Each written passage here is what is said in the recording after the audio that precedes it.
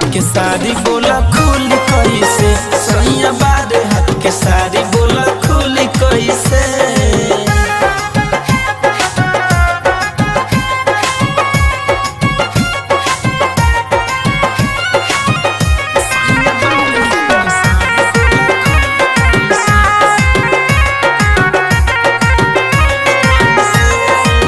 चढ़ते से जिया पोला गेला तू हाफे हो, देखत समान तोहर देह लाग कापे हो।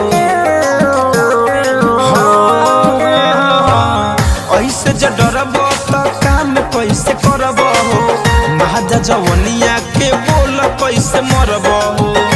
एगो छोड़िए के खोले में तू लागता रहे, एगो छोड़िए के खोले में लागता रहे। सैया बारे हाथ के साड़ी बोला खुली कैसे, सैया बारे हाथ के साड़ी बोला खुली कैसे।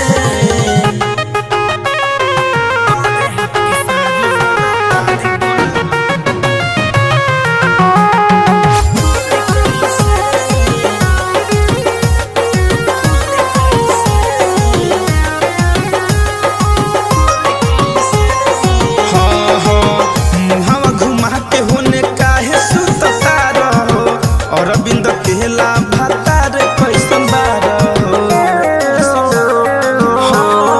राजा, अब नहीं कबहू लगाई हम सारी हो।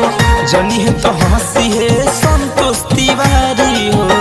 साफा कहरेला तू धनंजय जैसे, साफा कहरेला तू रितेश जैसे।